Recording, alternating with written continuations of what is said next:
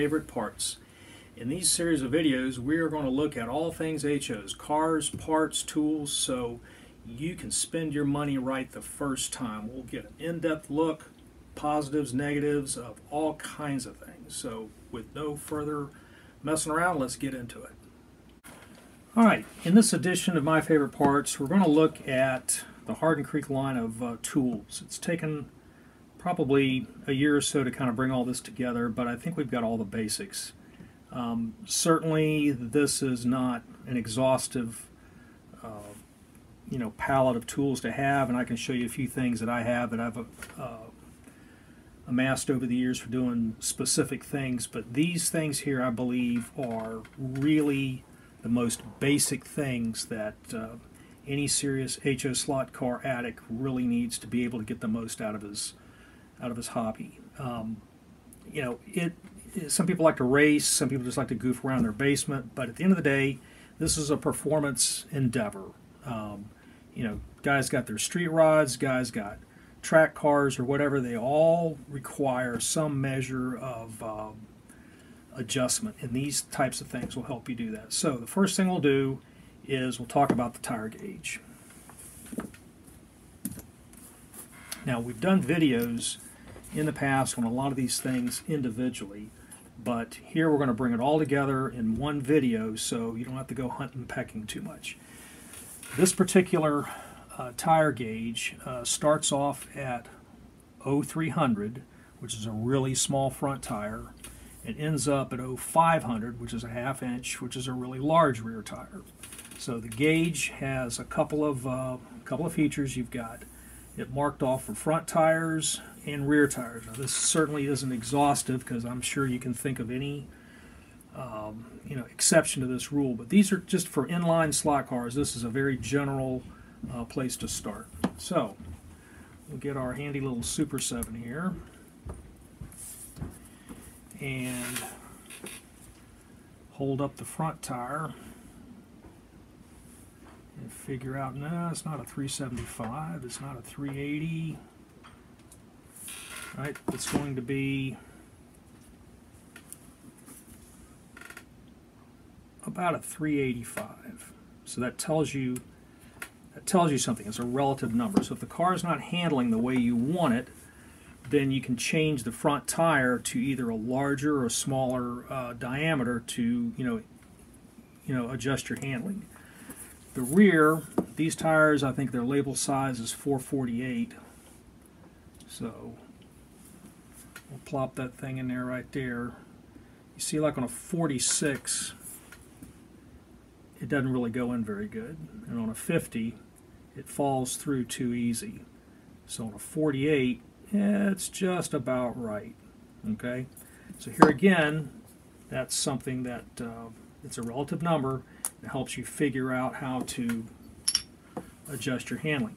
I've got these setup blocks here, so which I might eventually end up making, but you don't sell many of them. But what you do, you put your car on there and look and get like a flashlight or something and check the daylight underneath the car. And depending on how the car feels on the track, you may use this as a relative measure to raise or lower, and you got to know where you're at. And this is what your tire gauge is going to help you do. All right, and we're going to get into this. We're going to use this gauge here a little later when we try to solve some problems on this Tyco car. All right, next thing is a press, and this can be a hub press or it can be a gear press. And we'll build some axles using this thing right here so you can get a feel for that. We have a general application puller. You can use it to pull hubs, you can use it to pull crown gears, other people use it to pull other parts off of cars. I mean, any off-label application's your own business. And then we have the dedicated rear wheel puller, which is really a handy thing to have when you're trying to adjust your rear hubs, and I'll show you how this really works in a minute. And then our pinion tool that helps install pinions and helps adjust pinions. Alright, so let's start off. We're going to build an axle set for a Super 7. We use our pinion tool to pull off the pinion. So if you just pretend that this is all you have and we have to build up an axle set. Get ourselves a crown gear and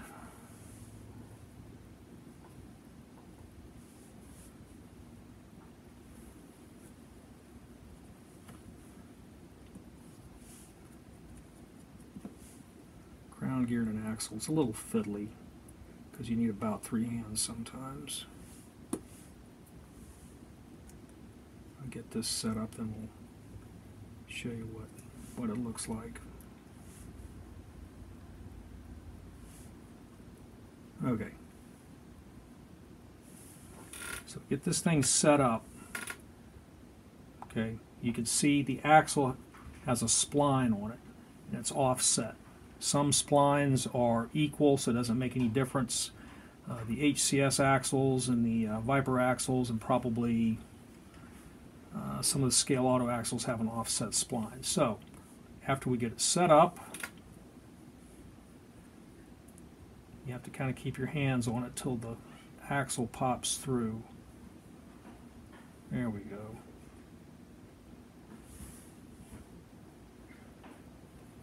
There we go. So now we can just run this thing all the way home. Now you don't want to over push it, but if you do, we can fix that. Now, of course my eyes aren't very good, so what I do is I look right here to see if any of the splines are poking through on the back side, and that tells me if I've over pushed it. If you over push it, get this tool here,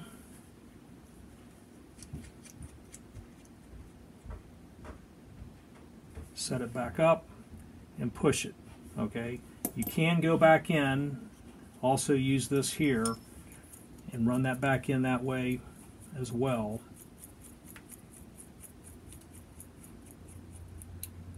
And push it, over push it back that way. So there's 2 ways to get your spacing again. Alright, so let's pop it in a car. Now, if you can see, we still need to make an adjustment. You can eyeball this. I mean, we don't have to put a measurement on there or whatever, but you can see it's still not centered. Okay, so we'll put it back on our press. And give it a good turn once. A lot of this is just you learn from doing. So that looks pretty good. That's in the ballpark. That's really, really close in the ballpark. All right, so let's put our pinion on. And this is a 7-tooth pinion.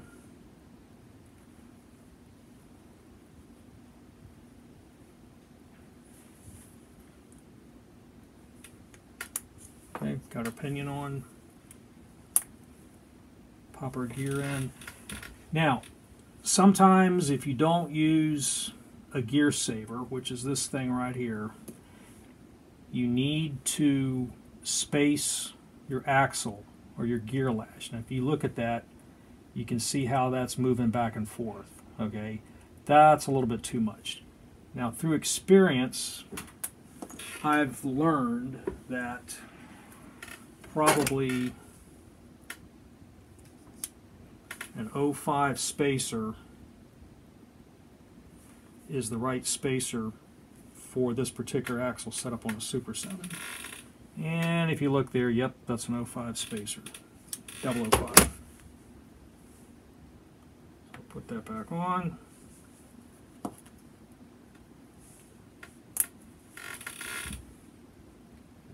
And that's far, far better.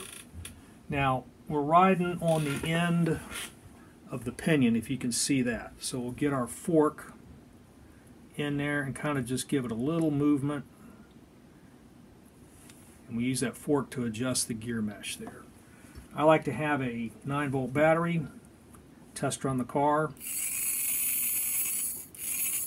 Now this is real important. When you listen to this thing, this to me sounds about right. Okay, it doesn't sound bound up. And you can hear the spin down. Now, I'm going to artificially kind of tighten this thing up. And we'll see if we can demonstrate something being too tight. So let's add another spacer.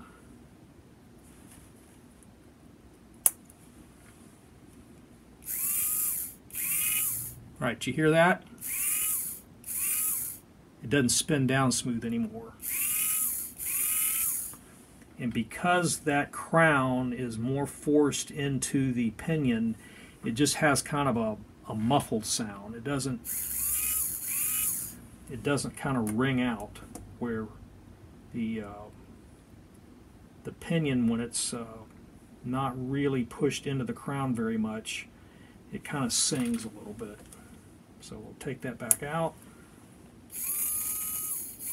It's actually a little quieter. So I set my gear lash through a combination of visual wiggling, just kind of look at it. If it doesn't move, you know, figure out how to get some more space in there somewhere or another. You either got too many spacers in, or depending on your gear, if there's no spacers and it's still tight, then you have to do something to kind of relieve the plastic on the backside. Okay, that's another discussion that we won't get into here. But most gears are made to where you can put spacers and everything's fine. All right, so that's the first part. And the other part, get some tires on, or get some hubs on. That's a little smoother. Now, what will happen here is most of the time you'll over push a hub a little bit. Don't worry about it. We'll adjust that here in a minute. Okay.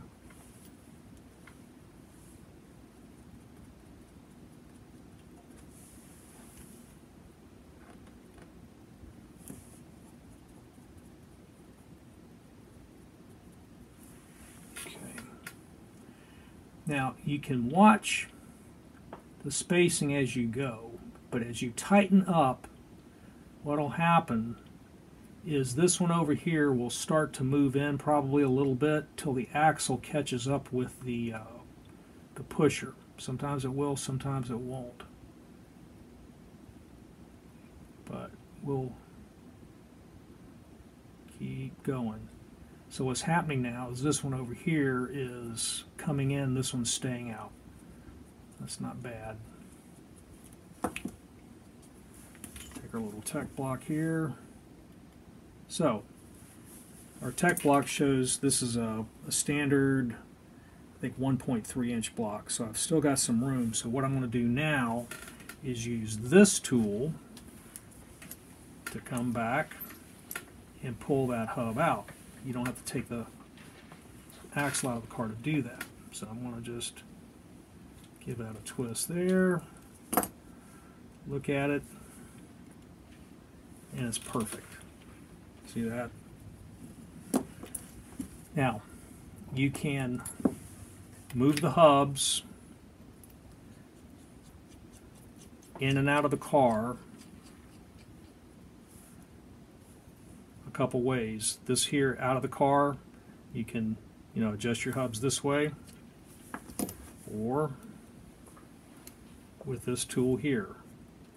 But generally, once I get to this stage, I'm building a car and everything is kind of right in there and I want to get the fine adjustment, I use this tool here because it's really optimized for getting on these rear wheels.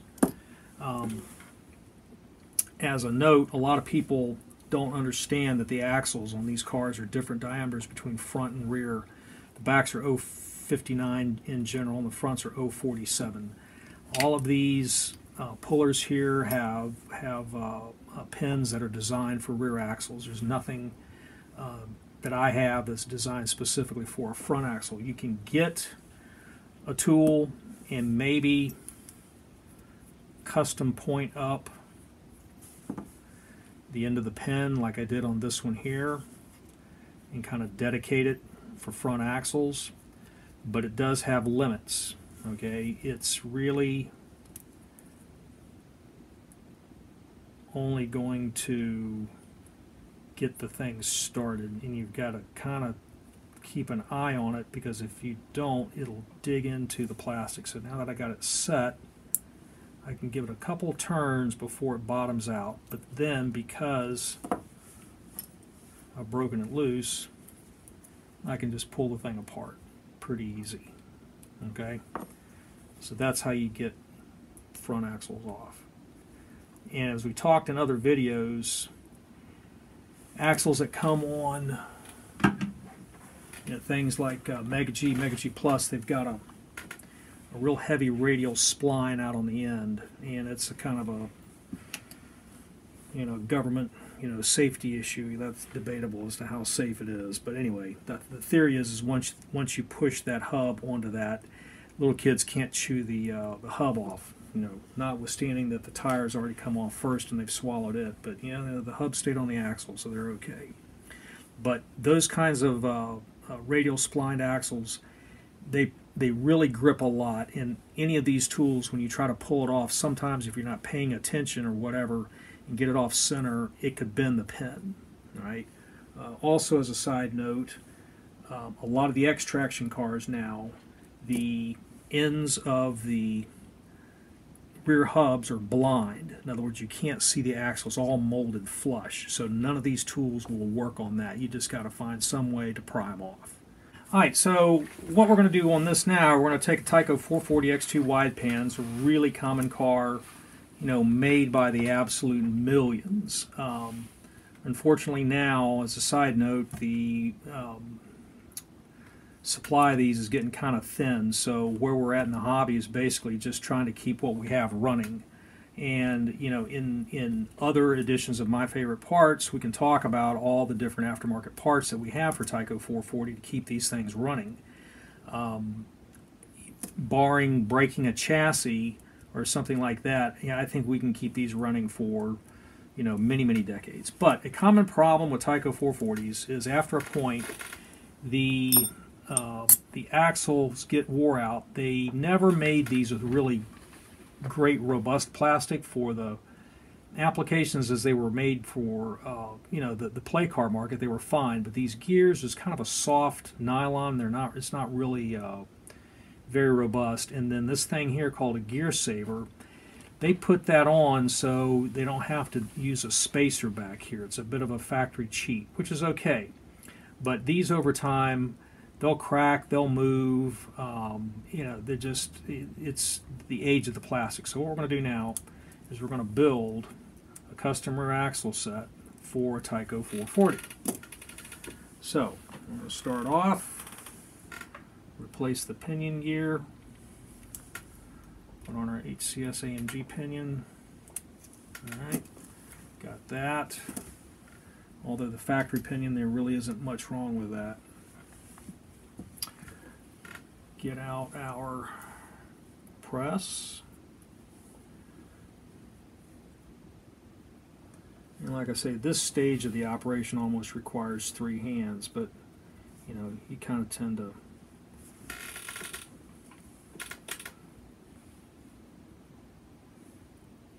try to hold it up where you can see it.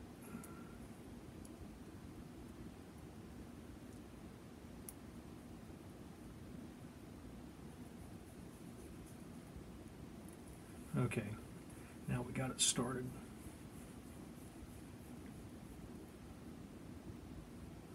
So let's just kind of quit there for a second. Pop it in the car.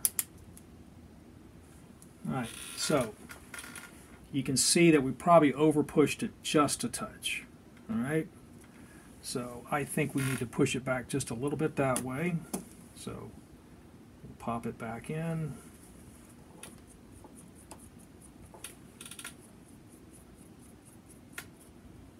Give it about that.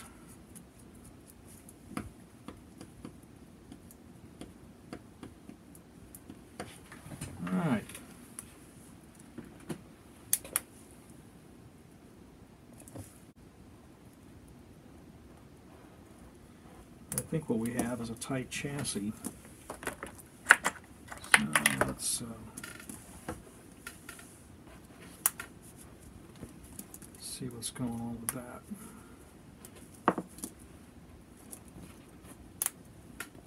Ah, yes. So there was a burr. When we popped that thing in, there was a burr somewhere in these axle bosses. So you can fix that with a couple things. This particular tool's used for another application, but I use it sometimes just to kind of pop in and wiggle around a rear axle boss to kind of smooth out any little pieces of flashing or whatever. So that was a good little demonstration there. All right, so we're going to set this up to where we don't have to use spacers. So how do we do that? Well, this thing called a gear saver right there. All right.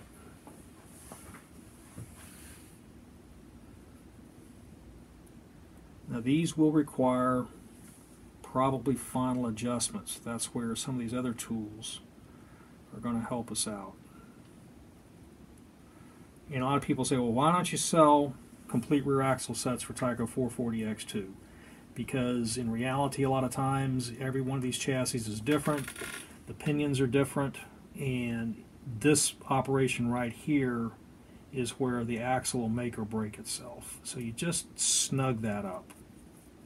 Now this is a generalized gear saver. It may or may not be spaced specifically for any particular pinion gear, but with these tools here, we will make this work.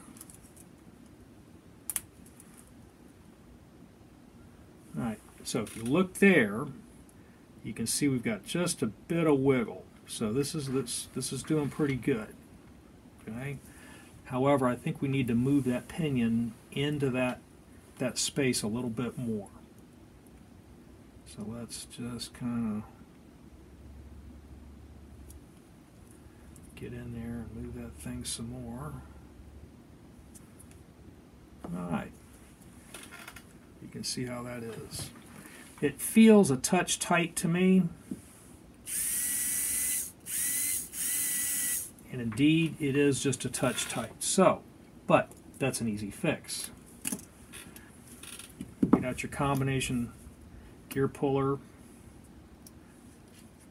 hub puller, gear puller, and then just run that down in there, and then just give it about, you know, 1/8 of a turn. Not much, just enough to where you can perceive that it moves. And then look at that. So I think we've about got our gear mesh.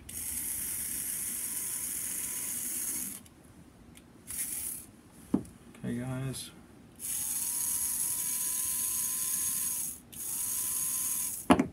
I'd say that's pretty good. All right. Get into our hubs now.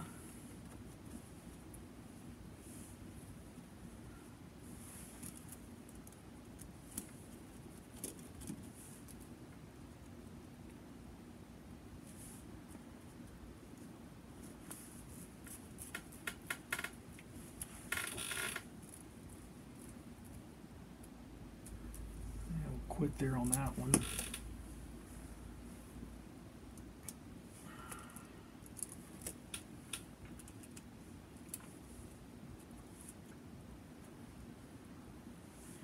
And once we get these hubs adjusted, then we'll go back, get our tire gauge, put some tires on these. See now, what happened is this one just bottomed out against the side of the chassis. Don't worry about that.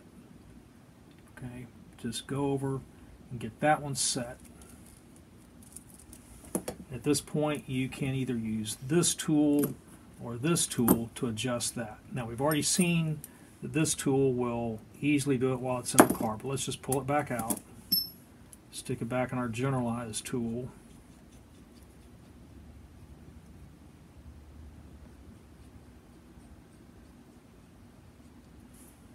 Just give it a little push. Check it on our width. We can take it a little bit more. So let's go back to our in-car tool. Just give a little twist there.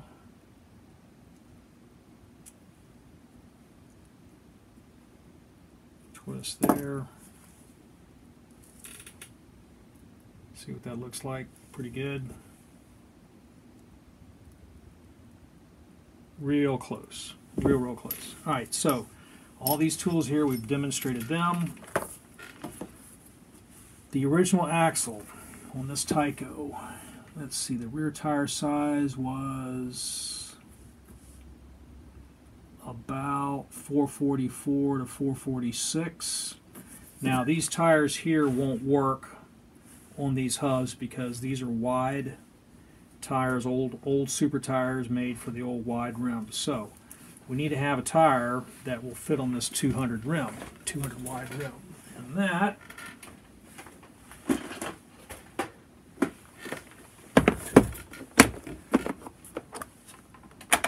let's see, we'll get some 38s here. Just to double check.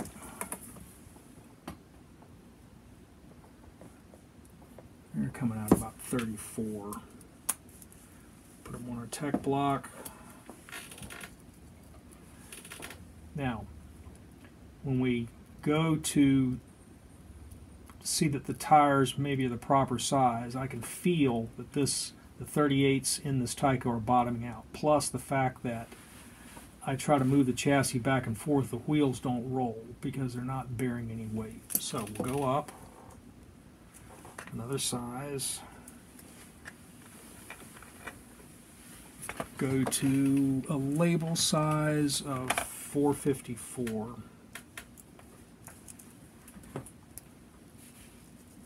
And check our size here. They're probably closer to 52s.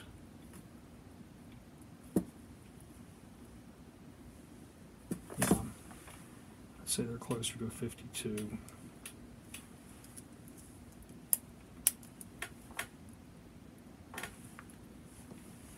And now, see, the car's a lot happier that we actually put a little pressure on there and the wheels actually roll. Okay, and we'll check some daylight.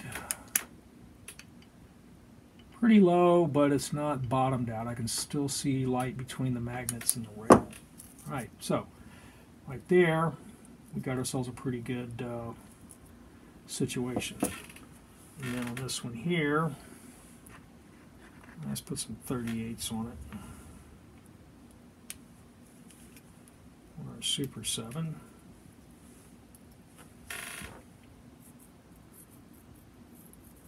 And you can see that the tires are bearing weight and everything's rolling perfect. Okay? So, that in a nutshell kind of is an overview on using these basic tools here. The tire gauge, our press, our generalized puller for crown gears and hubs, the specialized rear puller for rear hubs only, and our pinion tool. Here again, I have videos that cover these specifically, but I just wanted to kind of do a video where we kind of integrate it all together so you can see how you can solve a problem real quickly with this complete line of tools. Okay, so the tools are available in two places. I have an eBay store that a lot of you utilize, as well as my regular web cart. I would appreciate you spend most of your money on the web cart because the prices are a little bit better. eBay is kind of like a convenience store, and then they hit you with a pretty high sales rate on that, so the price is a little higher. But I do have them packaged up where maybe you get this and this is a package, or this and this is a package. But on the web cart, it's all pretty much a la carte. You can get exactly what you want. eBay, because of the convenience setup, you'll be this, that, or that, or that. but I really would prefer that you spend most of your money on the web cart. And if you look on the screen, you'll see that that link there, shop.hcslots.com. And when you get there, there'll be a menu tab, and everything is alphabetized, and you can run through and check it. Just as a note, I've had some pushback a little bit that it doesn't display well on phones, so it's better on a PC. I've got to work on that and figure out why the web cart doesn't display as well as it should with a phone, but it is kind of what it is. But anyway, these will be under the controller, tools, and accessories tab. There may be something else there, but that's where kind of the catch-all category is for this.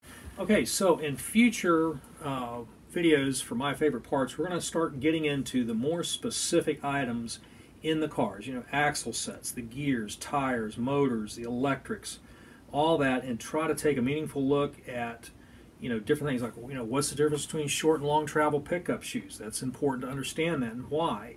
It's not willy-nilly. And I've seen a lot of stuff come across the workbench where people just, well, I don't have two matched pickup shoes, but I'm just going to put them on. And you look at this and like, yeah, it runs, but how well does it run? So this is kind of what I want to try to do in future videos, is really help you understand how all this stuff interacts and makes a really, really good performance item. So, all right, great, and look forward to doing more of these.